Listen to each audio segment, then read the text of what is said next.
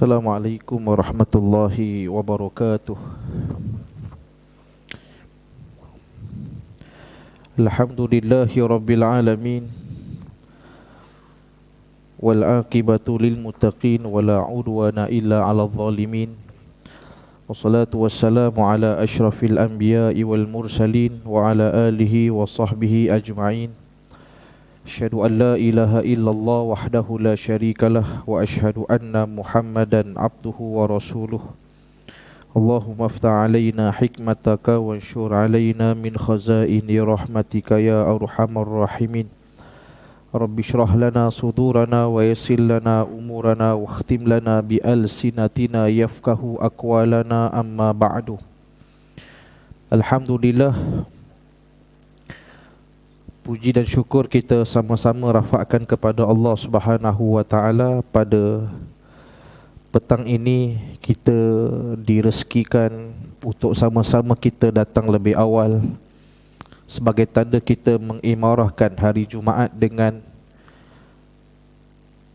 meletakkan keutamaan ibadah hari Jumaat itu sebagai keutamaan kita semua pada hari ini. Mudah-mudahan menjadi pahala dan kebaikan, dan mudah-mudahan juga Allah ampunkan dosa kita seminggu yang lalu dan yang akan datang, dan mudah-mudahan kita semua menjadi hamba-hamba yang benar-benar beriman kepada Allah Subhanahu wa taala. Amin ya rabbal alamin.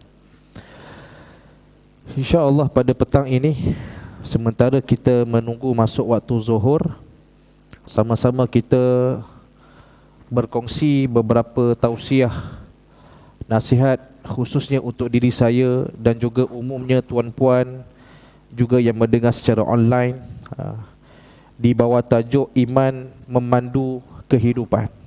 Iman memandu kehidupan. Muslimin muslimat yang dirahmati Allah Subhanahu wa taala sekalian, perlu kita faham bersama, kehidupan ini merupakan suatu perjalanan kita menuju kepada Allah Subhanahu wa taala. Wa ma khalaqtul jinna wal ins illa liya'budun. Tidak aku jadikan jin dan juga manusia kecuali hanya untuk beribadah kepada Allah Subhanahu wa taala. Sebab itu agama mengajarkan kepada kita, nak buat apa-apa pekerjaan, perbuatan, mesti niat kembali kepada Allah. Sebab apa? Sebabnya dua. Pertama, segala yang ada di dunia itu datangnya daripada Allah. Tak ada daripada ilham kita, kita yang kerik sendiri, kita yang usaha sendiri, tak ada. Segalanya yang ada di dunia itu datang daripada Allah. Maka selayaknya bagi Allah buat kembali juga kerana Allah Subhanahu wa taala. Itu sebab yang pertama. Tuan-puan dapat kerja bukan sebab majikan tawarkan kerja pada kita, tapi kena ingat Allah yang rezekikan pada kita dapat pekerjaan. Sebab tu kerja bagi elok, kena sungguh-sungguh kerja. Kerja tujuannya untuk dapat pahala, dapat syurga, maka automatik akan dapat ganjaran dunia. Itu kaedah yang agama ajar. Agama tak ajar kita bekerja, berniaga untuk dunia semata. Sebab Islam sifatnya rentas, maju, tembus. Tembus tu maksudnya apa dia, tuan-puan sekalian? Beribadah bukan semata ganjaran dunia, tetapi tembus sampai dapat pahala, syurga, dan kembali kepada Allah dengan mendapat redha Allah Subhanahu wa taala. Ini Islam. Dia tak jumuk, dia tak cetek mentaliti umat manusianya. Tapi itulah menjadi kegilaan kita. Buat apa-apa memandang harga dunia. Sedangkan dunia ni sifatnya kecil nilai, sementara akan jadi habuk serta-merta apabila tiba pada masanya. Maka ubah kita punya cara fikir, cara kita pegang tentang maksud prinsip kehidupan. Ini satu. Yang kedua, kenapa kita nak buat apa-apa mesti niatnya, nawaitunya itu kembali kepada Allah. Sebab apa? Sebab beringatlah kita semua, tuan-puan sekalian, segala yang kita buat, yang kita ada akan dipersoalkan, akan dipertanggungjawabkan oleh Allah Subhanahu wa taala. Kan? Contohnya, wahai fulan, dulu aku bagi kamu 3 kerja, kan? Di dunia. Kerja pertama, kedua, ketiga, apa yang kita deliver? Allah tanya. Kan? Wahai fulan, kamu berniaga ada 4 syarikat, ada 4 bisnes. Kan? Maka Allah akan tanya balik, yang pertama buat apa? Daripada mana sumbernya? Kan? Manfaat tu dapat pada siapa? Kan, apa niatnya? Allah akan persoalkan satu persatu. Ini cara orang beriman design kehidupan di dunia dia. Buat apa-apa mesti terikat dengan niat semata-mata kerana Allah Subhanahu wa taala, sebab Allah akan persoalkan kembali apa yang kita ada, apa yang telah Allah berikan kepada kita. Maka sebab itu berwaspada, berlapang dadalah kita dengan segala ketentuan daripada Allah.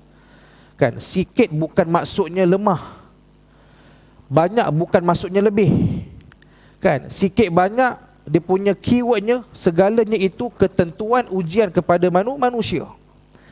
Maka siapa dapat sikit, jangan resah sebab banding lain dapat banyak. Ini semua sesat punya pemikiran. Allah bagi sikit bukan matlamatnya banyak macam orang sebelah. Ini tersesat. Ini benda yang boleh merosakkan iman ataupun kehidupan manusia. Dan Allah bagi kita banyak bukan nak rasa kita ni besar, lebih mulia dan orang lain sedikit. Tak. Kan? Banyak bermaksud banyaklah Allah tanya kita dekat akhirat sana. Maka fair and square, adil. Maka berbadilah kita pada prinsip agama dia, berserahlah kita bulat-bulat kepada Allah apa yang telah kita diamanahkan oleh Allah Subhanahu wa taala. Tu bos lihat. Sebab itu kita kena faham juga segala yang ada di dunia ada asal usulnya. Kan ada dia punya sejarahnya, ceritanya. Tinggal lagi kita tak jumpa. Kan Allah belum rezekikan pada kita untuk tahu semua benda. Sebab Allah Maha tahu, manusia ni tak boleh semua tahu, kan, semua ada. Nanti jadi sombong kita pada Allah. Kan, semua benda tahu. Cakap benda apa tak tahu. Tanya soalan ni, soalan tu, semua tahu. Maka akan jadi hamba yang sombong. Begitu juga semua benda ada. Kan semua benda ada. Kereta ada, rumah ada. Kan apa lagi, orang gaji ada. Isteri ada, anak ada, semua ada. Tak kena cara, kita boleh jadi orang yang lupa kepada hakikat Allah Subhanahu wa taala. Tu bos lihat. Sebab itu kita kena sedar, kena fahami bersama kehidupan ini kan ada dia punya asal usulnya. Contohnya sekarang ni manusia ada lingkungan 7 bilion, kan, lebih kurang 7 bilion manusia. Yang pada asalnya itu bermula dengan satu Nabi Adam alaihi salam. Nampak je mata kasar tu berlambak banyak, kan, bilion manusia. Hakikatnya itu datang daripada yang satu, itu Nabi Adam alaihi salam. Tu baru cerita pasal manusia. Belum cerita pasal alam semesta, langit, bumi dan segala ciptaan-ciptaan Allah Subhanahu wa taala. Allah sebut dalam surah Al-Baqarah, ihbitu minha jami'a. Kan, diperintahkan turun minha, daripada syurga. Tu syurga jannah. Jami'a, berkelompok, banyak jumlahnya, kan. Maka ulama tafsir dalam Ibnu Katsir pun menyebut, apakah benda contoh yang Allah turunkan daripada syurga ke dunia? Dulu di syurga turun ke dunia ada 4. Yang pertama Nabi Adam, yang kedua Sayyidatuna Hawa, yang ketiga Iblis, yang keempat ular. Wallahu alam. Ular ni saya tak pasti kenapa. Kelas lepas tak habis lagi tajuk ular, tak masuk tajuk ular lagi. Just nak share kat situ tu bos lihat jelas. Rupa-rupanya bumi ni ada kisah yang kita tak tahu banyak. Kan? Dulu kita ni makhluk syurga, tercampak diturunkan ke dunia. Kan, maka mesti ada cerita, ada skrip dia. Kenapa Allah turunkan ular? Wallahu alam. Dan apakah hikmah di sebalik diturunkan iblis, jin ke dunia? Maka sebagai ujian kepada manusia, siapa yang mampu kembali tempat asalnya syurga Allah Subhanahu wa taala tu boslian. Kan? Kita pun tak tahu apa sinopsis ataupun kronologi ataupun cerita asal penciptaan langit. Kan? Contoh yang pernah digezetkan dalam kitab tafsir. Contohnya Allah nak menukilkan kepada manusia, kan, ada satu makhluk yang sangat kuat, kan, sangat kuat, namanya Al-Hammu, penyakit Al-Hammu. Al-Hammu ni apa tu bos lihat? Digambarkan dalam tafsir, Allah Subhanahu wa taala menciptakan bumi yang sangat besar, kuat, dia punya pergerakan geri dia. Kan, bumi kan dulu macam apa benda gas yang terpelanting. Tapi Allah memperlihatkan maha bijaksana dalam mencipta akan makhluknya. Wahai makhlukku sekalian, aku boleh cipta satu makhluk yang lebih kecil daripada bumi yang kuat ni, tapi boleh menundukkan bumi. Apa dia? Itulah namanya Jabal. Apa Jabal? Gunung. Gunung ganang bukit bukau sebagai pasak bagi bumi. Maka jelas Allah cipta bukit gunung je, duk diam, bumi ni elok berangai dia. Kan? Tapi Allah nak menzahirkan lagi maha hebat dalam mencipta akan makhluknya. Tak pernah ada limit kebijaksanaannya. Maka Allah menyatakan kepada makhluk yang ada pada waktu itu, wahai makhlukku, aku boleh cipta satu makhluk yang lebih kuat daripada gunung ganang bukit bukau, tetapi lebih kecil saiznya. Apa dia? Itulah Allah ciptakan manusia. Tu manusia power, boleh apa, ratah gunung bukit, kan, boleh toreh. Tu bos lihat, daripada gunung pacak tu jadi rumah teres. Banyak macam rumah belakang mak ayah saya lah. Dulu memang gunung betul lah. Sekarang gunung tu hilang terus. Belakang tu nampak apartmen, kondo mewah, tegak belakang rumah mak ayah saya. Punya hebat manusia. Maka Allah menzahirkan, ya benar, aku mampu cipta satu makhluk yang lebih hebat daripada gunung. Tapi jangan lupa wahai manusia, aku boleh ciptakan satu lagi makhluk lebih kecil saiznya berbanding manusia, bahkan boleh menundukkan kita semua. Apa dia? Itulah namanya Al-Hammu. Apa tu Al-Hammu? Penyakit kecewa, putus asa, lemah semangat, kan, tak bermaya, dimotivasi. Al-Hammu. Maka Nabi ajarkan kita doa. Tu dia punya asbabun nuzul tu. Allahumma inni a'udzubika minal hammi wal hazan. Ada 7 penyakit yang akan melemahkan manusia. Boleh cek terjemahan doa ni lah, ada 7.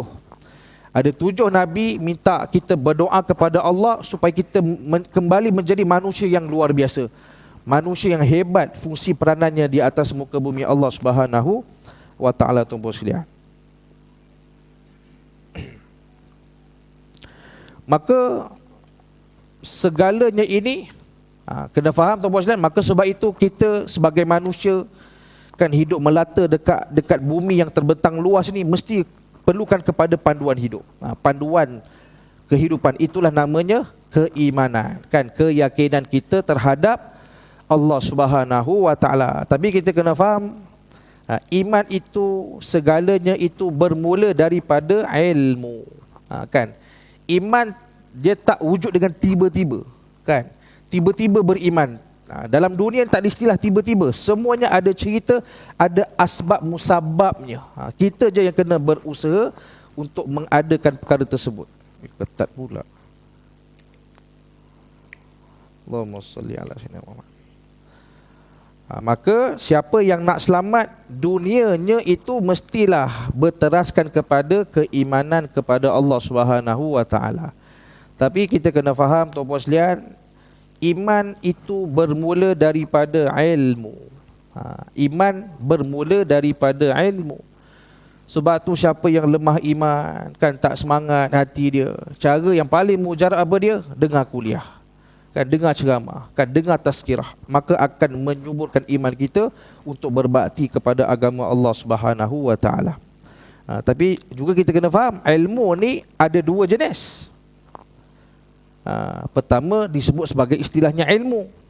Yang kedua pengetahuan, knowledge. Kan, apa beza antara knowledge, pengetahuan dengan ilmu? Ilmu ini natijahnya mesti iman. Ilmu itu mesti sandarannya, sumbernya itu mesti berbalik kepada Allah Subhanahu wa taala. Kan? Manakala pengetahuan, apa maksud pengetahuan? Daripada tak tahu kepada tak tahu, daripada ada kepada, daripada tiada kepada ada. Maka jangan salah faham. Kadang-kadang nampak macam berilmu tapi tak ada sifat ketuhanan, maka itu bukan ilmu. Sebab ilmu mesti menatijahkan kebaikan, keimanan, mesti bersumberkan kepada Allah Subhanahu wa taala. Atau boslah. Maka kita lihat zaman sekarang budak makin cerdik, bukan makin tak pandai, makin cerdik. Tapi kenapa buruk perangai? Maka beza antara orang yang berilmu dan juga orang yang sekadar levelnya itu berpengetahuan. Beza tu. Maka ilmu mesti disandarkan, mesti dinisbahkan kepada Allah Subhanahu wa taala. Berbeza orang-orang yang berpengetahuan. Sebab tu kalau kita lihat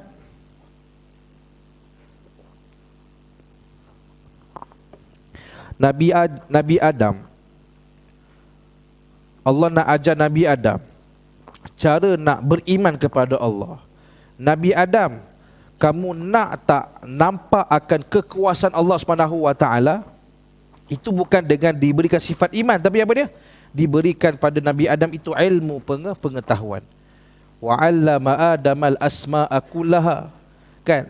Diajarkan Nabi Adam itu kan dengan beberapa kalimah-kalimah ataupun nama-nama bagi makhluk Allah Subhanahu wa taala. Maka jadilah mengenal. Bila mengenal, maka berimanlah kita kepada Allah. Tu konsep dia. Dia tak boleh tiba-tiba beriman. Beriman mesti sandarannya, permulaannya itu mesti dengan ilmu, pengetahuan. Dia mesti ada mujahadah dengan cara kita mengenal. Kan, mengenal, belajar, talaqi, mengaji, baru kita akan menambah iman kita kepada Allah Subhanahu wa taala. Tu konsepnya. Sama juga wahyu yang pertama turun kepada Nabi Muhammad, apa dia? Iqra bismi rabbikal ladzi khalaq. Keyword pada kalimah iqra. Iqra maksudnya apa dia? Bacalah. Apa maksud yang kedua? Itu ilmu. Ilmu, membaca dengan nama Allah. Nampak? Ilmu yang berteraskan kepada ketuhanan, kepada Allah sahaja akan membuahkan kebaikan. Maka jangan belagak, jangan terpedaya, jangan tertipu dengan ilmu yang banyak. Ilmu banyak bukan ukuran. Dia perlu pada ilmu yang benar. Ilmu benar membenarkan kewujudan Tuhan Allah Subhanahu wa taala, walaupun hakikatnya belajar sikit. Belajar sikit. Sebab tu manusia ni jadi alim, jadi power, jadi dilihat pandai sebab 3 unsur. Tuan-tuan, kita ni nak dapat ilmu dengan nilai, dengan neraca kebenaran, keyakinan, keimanan, datang daripada 3 unsur. Allah sebut dalam suatu sejadah, wa ja'ala lakumus sam'a wal absar wal afidah. Manusia jadi alim, jadi tahu sebab 3 unsur. Pertama, melalui pendengaran, sam'a, wal absar. Yang kedua, penglihatan. Yang ketiga, wal afidah, perasaan hati. Maka manusia ni tak ada 3 benda ni, maka jahanam hidup dia. Maka tuan-puan sekalian, nak tambah iman kita kepada Allah, sama ada banyakkan membaca. Macam Nabi, Iqra, bacalah. Tapi bukan baca dia punya moral of the story tentang cerita, fakta semata-mata. Tapi mesti bacaan itu berbalik menambah iman, menambah kebenaran, keyakinan kita kepada Allah Subhanahu wa taala. Ni dah baca sampai berjilid-jilid buku, tapi masih ada ragu-ragu. Hati-hati, banyak macam tu. Baik baca biasa-biasa je buku dia, kecil-kecil je bukunya, tapi semakin tawaduk, semakin rendah diri, semakin tingkat ibadahnya kepada Allah. Maka itulah kebenaran. Tuan-tuan sekalian, pertama sekali, maka sama ada dengan cara mendengar kuliah, mendengar tazkirah, kan, mendengar nasihat orang, ataupun cara yang kedua dengan cara penglihatan, baca poster, kan, baca majalah, baca kitab, baca Quran dan seumpamanya. Tapi ada spesies yang ketiga, Dapat ilmu Allah dengan diterangi hatinya direct langsung. Allah yang guide, bimbing hidup dia. Ni biasanya orang-orang yang mendapat karomah, ma'unah. Orang-orang yang mendapat ilmu laduni tu bos dia. Ilmu laduni, ilmu yang Allah bimbing direct kepada manusia yang Allah pilih. Antara siapa? Itulah Nabi Muhammad sallallahu alaihi wasallam dan semua para nabi dan para rasulnya. Rasul Nabi ni Allah sendiri yang berikan pengetahuan ilmu kepada mereka. Tu yang Nabi Muhammad dapat cerita benda-benda yang ghaib kan, tentang akan datang, apa yang menimpa pada umat baginda ketika berlaku peristiwa Isra wal Mi'raj. Kan? Maka kena faham, belum berlaku tapi macam mana Nabi boleh tahu? Ada ulama berpendapat apa yang Nabi diberitahu oleh Allah Ta'ala itu bersifat teaser. Tahu teaser? Promo. Kan, ataupun apa?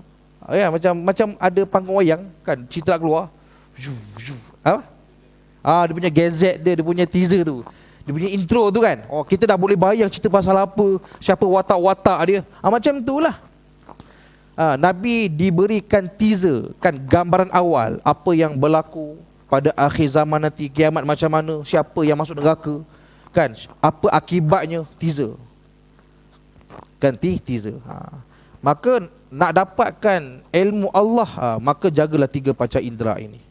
Pertama, kita punya telinga kan, telinga. Yang kedua, kita punya penglihatan kita kan. Yang ketiga, kita punya hati kita. Sebab itu bila mana orang yang belajar ilmu Allah tetapi melazimi padanya itu maksiat telinga, maksiat matanya, maka dia akan menjadi iman yang rosak. Beriman tapi iman yang rosak. Sebab itu tuan-tuan, kalau kita belajar ilmu tentang ilmu usuluddin,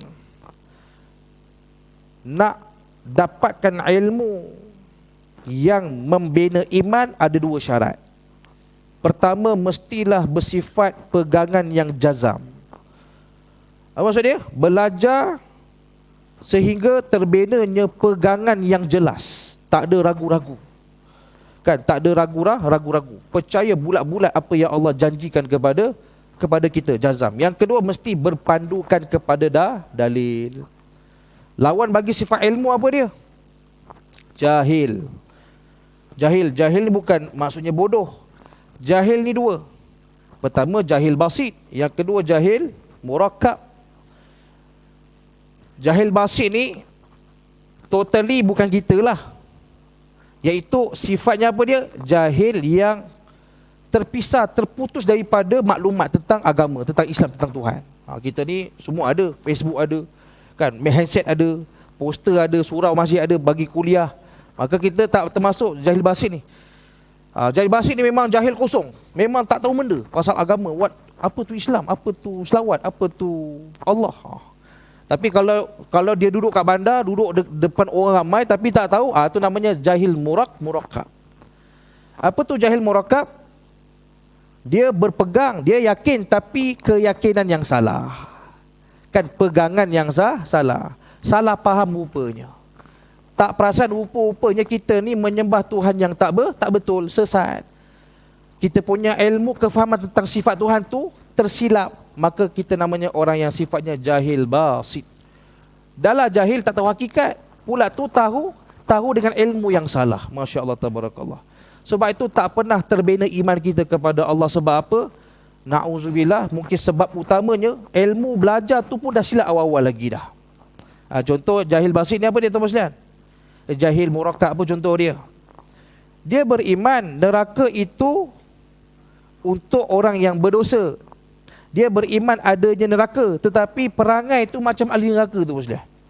Hari-hari buat dosa, tak takut dengan neraka, tapi beriman dengan neraka. Itu maksud jahil murakkab. Dia bukan tolak, mana ada neraka ni, mustahil ada lah, kita mati-mati terus. Ni sesat lah. Tapi akan ada spesies manusia, dia yakin ada syurga tapi tak buat persiapan masuk ke syurga. Dia percaya adanya neraka tetapi dia tidak buat amalan-amalan yang boleh menjauhkan diri daripada neraka Allah Subhanahu wa taala. Dia beriman adanya kiamat tetapi tidak membuat persiapan untuk menghadapi kiamat. Kan, dia beriman kepada Allah. Dia percaya Allah Ta'ala yang bagi rezeki, tapi minta banyak dengan manusia, bukan dengan meminta kepada Allah Subhanahu wa Ta'ala. Ini namanya orang-orang yang tertipu. Kan rupa-rupanya kita ini ada sifat jahil murakkab. Maka lawan bagi sifat jahil murakkab apa dia? Iaitu ilmu. Sebab tu tuan-puan sekalian, surau ni kan semua tempat lah kan, sebelum kita nak beribadah ada tazkirah Jumaat dia, supaya betul ibadah kita. Kan bila mana ilmu yang membuahkan keimanan, maka apa yang terhasil itulah namanya ma'rifatullah, iaitu orang-orang yang buat apa-apa ilmunya Allah je. Kan ternafi selain daripada Allah Subhanahu wa Ta'ala, ternafi selain daripada Allah Subhanahu wa Ta'ala. Maka ini semua tentang usuluddin, asal-asal kita dalam nak mengetahui tentang ilmu-ilmu agama Allah Subhanahu wa Ta'ala. Maka kata para ulama, nak membina sifat ma'rifatullah ni dua jalannya. Pertama, mesti menambahkan iman kita kepada Allah, keyakinan kita kepada Allah Subhanahu wa Ta'ala. Yang kedua, dengan jalan syariat. Kan dengan melaksanakan ibadah, kena berusaha, kena berikhtiar. Macam kereta lah, kita nak pergi ke Johor, kan tak boleh berdoa je. Siapa yang pernah balik Johor berdoa je? Tiba-tiba kun fayakun sampai dekat rumah nenek dia. Cik angkat tangan sikit. Tak ada tuan-puan sekalian. Tapi kena ingat, benda tu bukan barang mustahil. Kan? Tidak mustahil pada hukum akal. Nabi pun sampai ke Arash Sidratul Muntaha, apatah Johor. Maka jangan cakap tu mustahil. Kan? Harus bagi hukum akal. Boleh je. Tapi bukan kita orangnya tuan-puan sekalian. Kan? Bukan kita orangnya, kita semayang pun masih lambat lagi. Tiba-tiba nak dapatkan karumah-karumah daripada Allah Ta'ala. Macam kereta lah. Nak balik Johor kena naik kereta. Tapi bila mana kita sampai ke Johor, jangan berakidahkan kereta yang sampai kita ke Johor. Itu silapnya. Itu keakuan. Tetap rosak iman. Kan? Ni kadang-kadang kita berniaga sebab idea kita yang pandai berniaga, titik perluh kita. Secara hukum zahirnya memang macam tu, tetapi hakikatnya bukan begitu. Ini semua kita kena faham bersama. Baru kita akan mendapat orang-orang yang ada nilai kehambaan, kan, ada sifat ketuhanan kita kepada Allah Subhanahu wa Ta'ala tu bos liam.